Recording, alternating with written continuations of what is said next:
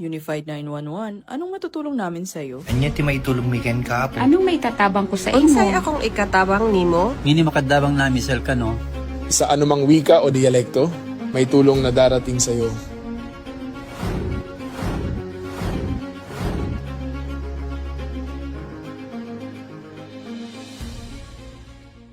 Lilingkod sa bawat Pilipino at magbibigay ng tamang impormasyon para sa tahimik at maayos na Pilipinas. Police News Network, alagad ng batas, tagapagtaguyod ng balitang pulis, sandigan ng mamamayan, patnubay ng katotohanan. Kampo Krame, maghahatid ng pinakahuling kaganapan at nagbabagang balita. Ito ang PNN Police News Network. At ngayon, ang inyong mga tagapagbalita. Magandang araw, bagong Pilipinas. Ako ang inyong alagad ng batas, tagataguyod ng Balitang Pulis. Ako po si Patrolwoman Fe Octaviano mula sa PNP Anti-Cybercrime Group. Maghahatid sa inyo ng tamang balita, kwento ng pulis at serbisyo para sa mamamayan. At ito ang PNP News Online, ang pangunahing balita ng Police News Network. Alagad ng batas, tagataguyod ng Balitang Pulis.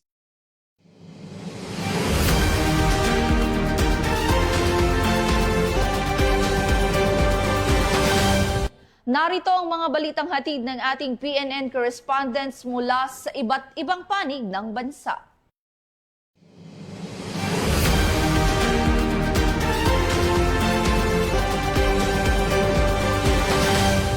Sa ating unang balita, sa ipinakitang maagap at koordinadong responde ng top cops, mga volunteers at criminology interns, matagumpay na nailigtas ang isang minor de edad sa Burnham Park.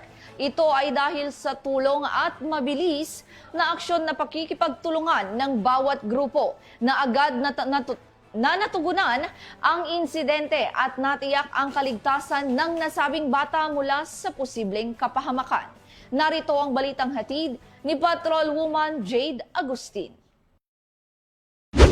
Nagpakita ng mabilis at maagap na pagtugon ang mga tauhan ng Tourist-Oriented Police for Community Order and Protection ng Baguio City Police Office matapos tulungan ang isang menor de edad na biglang nawalan ng malay dahil sa epileptic seizure sa loob ng Burnham Park.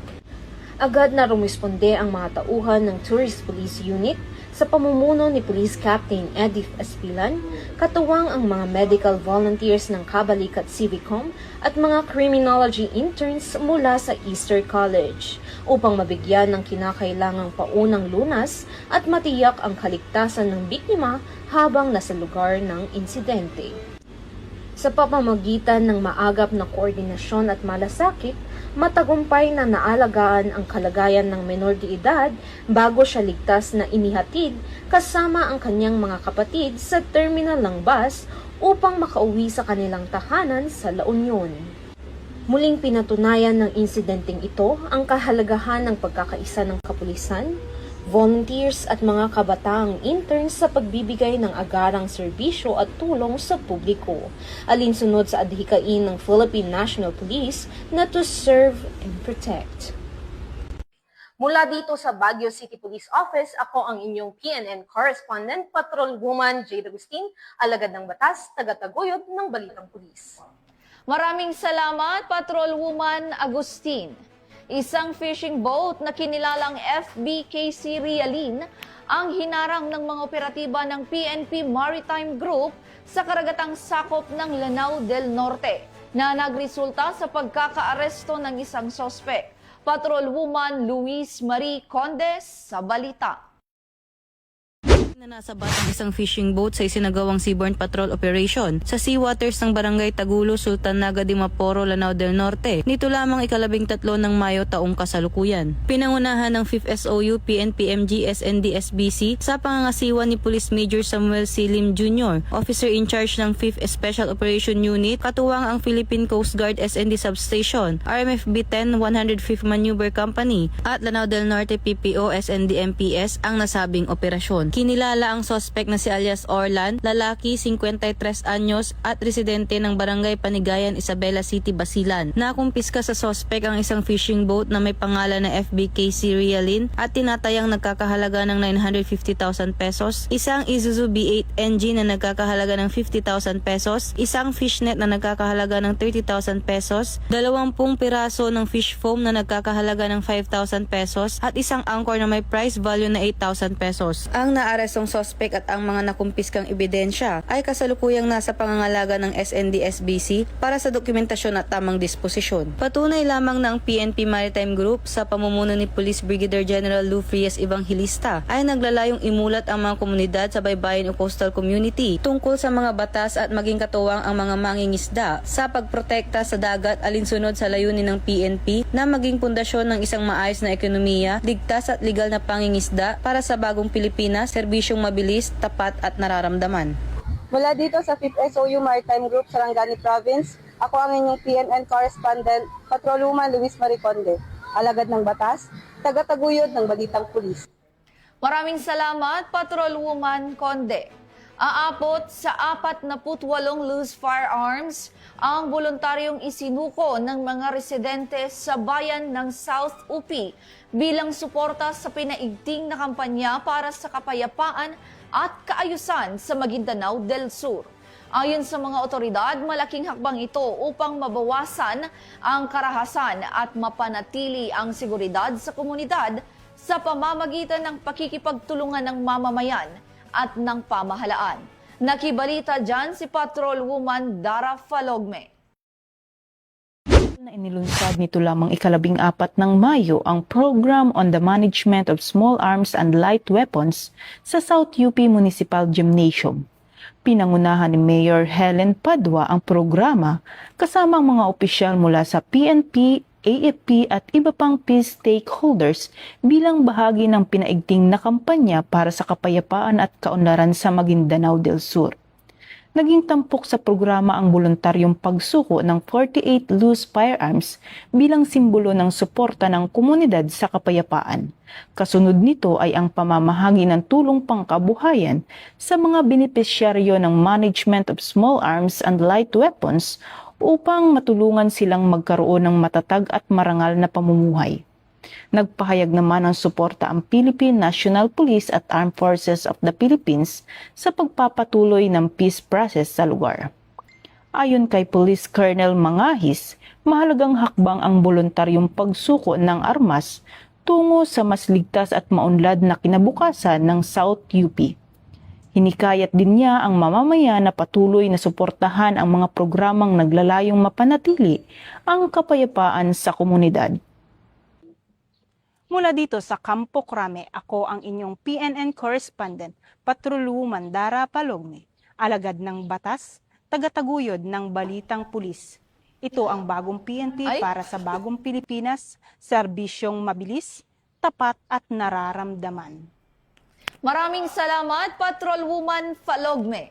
Sunod-sunod na operasyon ang isinagawa ng Quezon Police Provincial Office na nagresulta sa pagkakaaresto ng 10 wanted person na sangkot umano sa iba't ibang paglabag sa batas. Ito ay bilang bahagi ng mas pinaigting na kampanya ng pulisya laban sa kriminalidad at para mapanatili ang kaayusan sa lalawigan. Patrolman Don Brosas sa detalye. Estado ang 10 wanted person sa magkakaiwalay na operasyon ng Quezon Police Provincial Office bilang bahagi ng pinaigting na kampanya laban sa kriminalidad sa lalawigan ng Quezon. Kabilang sa mga nadakip ang 2 regional level most wanted person at 8 iba pang wanted individual na nahaharap sa iba't ibang kaso tulad ng qualified rape, paglabag sa Republic Act No. 7610, qualified theft, perjury, physical injuries at iba pang paglabag sa batas. Kabilang sa mga naarestong regional level most wanted person sina alias Ray na nadakip sa Lucena City Police Station at alias Bard na naaresto ng Dolores Municipal Police Station sa kasong qualified rape na nagresulta sa pagkakaaresto ng iba pang wanted person sa lalawigan.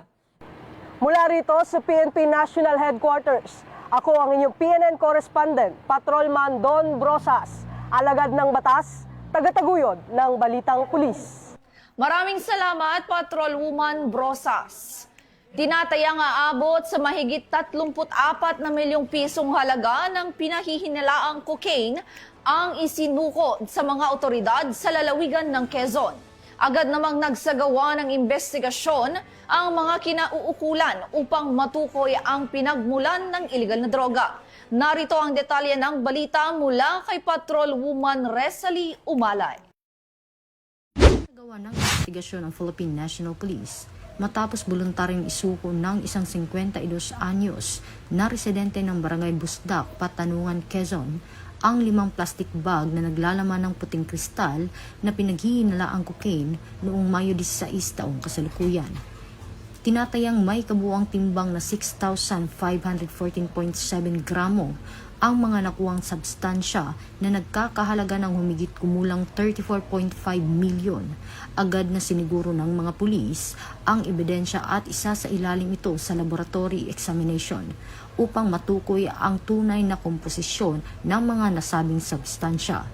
Ayon kay Chief PNP, Police General Jose Melencio Nartatis Jr., patuloy ang masusing investigasyon upang matukoy kung saan nanggaling ang mga iligal na droga at kung sino ang nasa likod nito. Mula dito sa Campo Crame, ako po ang inyong PNN correspondent, Patrolwoman Resalie Umalay, nagbabalita para sa Police News Network.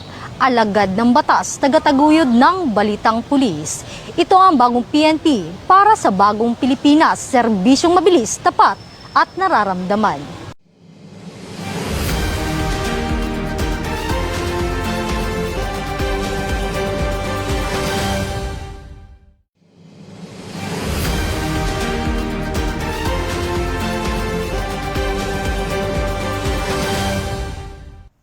At sa ating huling balita, mahigit na 800,000 pisong halaga ng smuggled na sigarilyo ang nakumpiska ng mga otoridad sa isang checkpoint sa Lanao del Norte. Ayon sa ulat, naharang ang kargamento matapos mapansin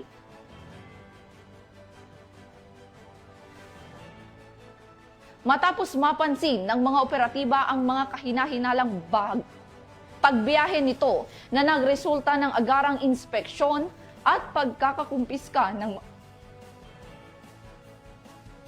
Nasabat ng mga otoridad ang tinatayang 880,000 na halaga ng hinihinalang smuggled na sigarilyo sa isinagawang checkpoint operations ng 1st Provincial Mobile Force Company, Lanao del Norte, madaling araw ng Mayo 14 taong kasalukuyan sa Barangay Samburon, Linamon ng naturang probinsya.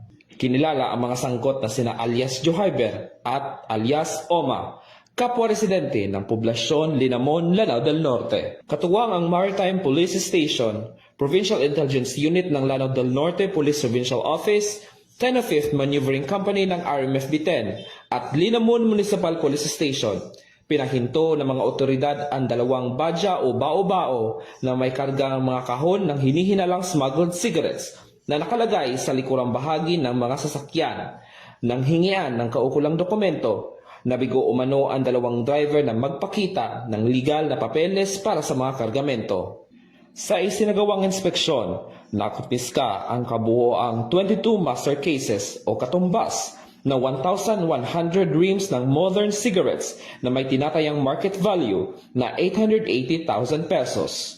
Dinala ang mga nakumpiskang sigarilyo at mga sasakyan sa kustudiya ng 1st Provincial Mobile Force Company habang hinihintay ang turnover nito sa Bureau of Customs para sa kaukulang disposisyon.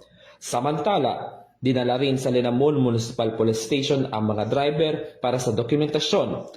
Ito ang bagong PNP para sa bagong Pilipinas, serbisyong mabilis, tapat at nararamdaman.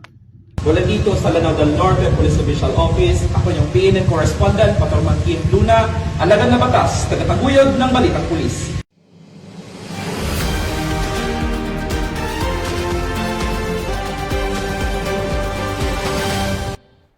At yan ang mga balitang nakalap ng ating PNN correspondents mula Luzon, Visayas at Mindanao.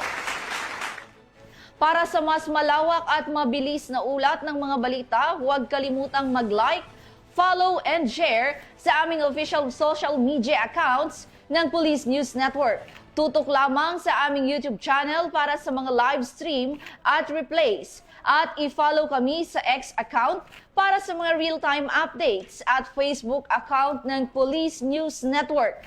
Manatiling mapagmatsyag at laging alam ang totoo. Sa ngalan ng pamunuan ng Philippine National Police, sa pangunguna ni Chief PNP Police General Jose Melencio Nartates Jr.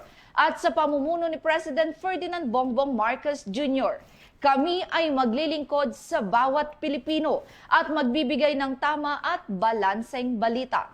Mula rito sa tanggapan ng tagapag-ugnay ng Pambansang Pulisya, ako ang inyong alagad ng batas, tagataguyod ng Balitang Pulis. Ako po si Patrolwoman Fe Octaviano ng PNP Anti-Cybercrime Group.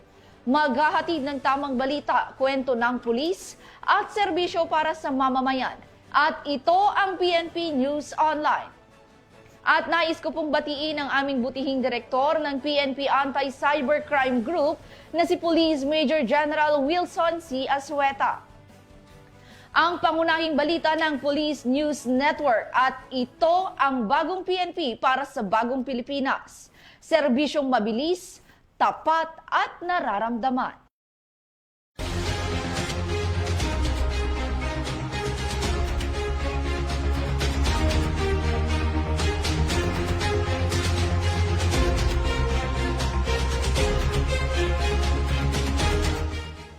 Police News Network, alagad ng batas, tagapagtaguyod ng balitang pulis.